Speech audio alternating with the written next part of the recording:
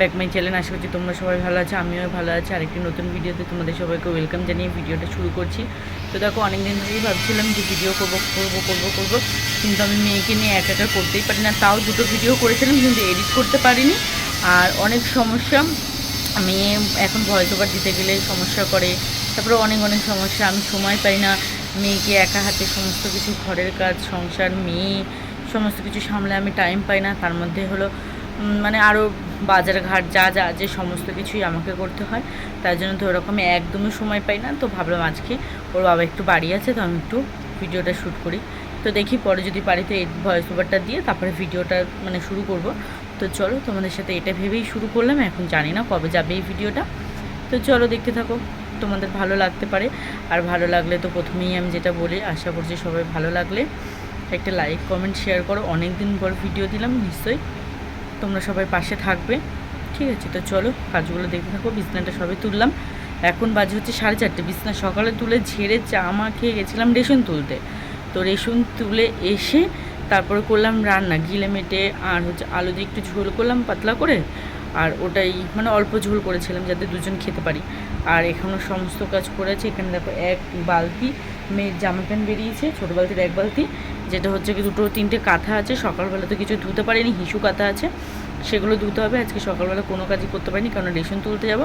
আজকে ঘুম থেকে উঠেছেই অনেক দেরি হয়ে গেছে, কারণ কি কালকে সারা রাত্রে ঠিকঠাক ঘুমাতে পারিনি। তাই ভাবলাম আজকে একটু সকালবেলা না উঠে একটু দেরি করে উঠবো। সকালে কোনো কাজ ছিল না, তাই জন্য একটু দেরি করে উঠলাম। তো উঠেই আবার মা বললো যে রেশনে যেতেই হবে আজকে। তো আমার মা বললো যে রেশনে যেতেই হবে, তাই ভাবলাম তাহলে রেশনটা তুলে আনি, যেহেতু ওর বাবা বাড়ি আছে। তো রেশনটা তুলতে গেলাম, তো রেশনটা তো তোলা হলো না। তারপর ভাবলাম না, করেই ফেলি সব কিছু। তো দেখো এখনও পর্যন্ত এই সব কিছু করবো। ভাত খেয়ে দিয়ে একটু বসেছিলাম। এখন বাজে হচ্ছে বিকেল 4:30। তো এখন থেকে আমি আমার ব্লগটা শুরু করছি, সবাই দেখতে থাকুন। তোমরা তো সবাই জানো যে আমরা নতুন ঘরে এসেছি, আর এই ঘরের ভিতরে হচ্ছে অত প্যাসেজ জায়গা নেই। তবুও দেখো এখানে ভাত তরকারিটা রেখে দিয়েছি, মেয়েকে ভাবলাম খাওয়াবো, তো মেয়ে খেলো না, তো ওরকমভাবেই রয়ে গেছে।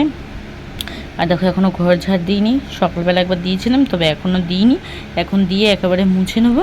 আর এই যে হচ্ছে ফ্রিজটা রেখেছি পুরো একদম দরজার সামনাসামনি, তার উপরে মেয়ের জামা প্যান্ট রেখেছি, আর আমাদের কটা বিস্কুটের মোটোগুলো রেখেছিলাম, কারণ ওইগুলো রান্নাঘর থেকে আনতে বড্ড সমস্যা হয়। এবার যেহেতু রান্নাঘরটা একটু আলাদা, তার জন্য একটু ভালো, কিন্তু তবুও আনতে চা খাওয়ার সময় একদম আনতে ইচ্ছা করে না, তাই এইটার পিছনেই রেখে দিয়েছি। আর মেয়ের বাস্কেটের উপরে, আর দেখো এখানটায় রেখেছি আমাদের বাড়ির পরার কটা জামা প্যান্ট। যেহেতু এই প্যাসেজটা এখন খুব কম খোলা হয়, তার জন্য এখানটায় বাড়ি পরার নাইটি, পর্দা, কাগজ, তারপরে আরও টুকিটাকি যে বালিশের ওয়ারগুলো সব সময় লাগে সেগুলোই রেখেছি। আর এই আলমারিটা তো এখন হচ্ছে তোমাদের দেখতেই পাচ্ছ, ঠিক আছে? তো দেখো, আর এখানে হচ্ছে আমার যত জিনিসপত্র থাকে সেগুলো রেখেছি। চলো, আর এখানে মেয়ের ফলটা রেখেছি, তার মধ্যে রয়েছে মেয়ের চিরুনি। তো চলো তাহলে তোমাদের কাজটা পরে দেখিয়ে দিলাম আর কি কাজ বাকি আছে এই ঘরের। তারপর রান্নাঘরটা যখন করবো তখন তোমাদেরকে দেখিয়ে দেবো। তো চলো আমি ঘরটা মুছে একেবারে ঘরটা ঝাড় দিয়ে ঘরটা মুছে ফেলে তারপর তোমাদের সামনে আসছি। দেখো রান্নাঘরের ছিঁড়ি ছিল এরকম টাইপসের কিছুটা। তো দেখো আমি সমস্ত কিছু বাসন এখানে এই যে রেখে দিয়েছি। আর এইখানে দেখো হচ্ছে তোমার বাসনগুলো এরকম রয়েছে। ঘর মুছবো, রান্নাঘর থেকে এই যে জল নিয়ে চলে এসেছে, ওই ঘর মুছিয়ে নিয়েছি।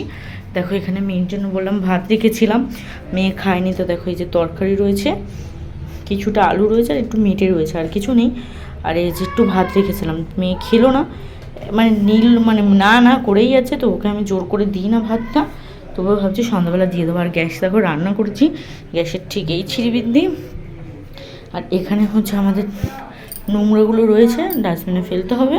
আর এখানে দেখো এই প্রাইসিটিটা রয়েছে, এই ঝুড়িটার মধ্যে আমি সমস্ত ছোটো জিনিসগুলো রেখে দিয়েছিলাম, বেলান একটা, যেগুলো ঝুলানো যাবে না এখানে, সেই জিনিসগুলো এখানে রেখে দিই।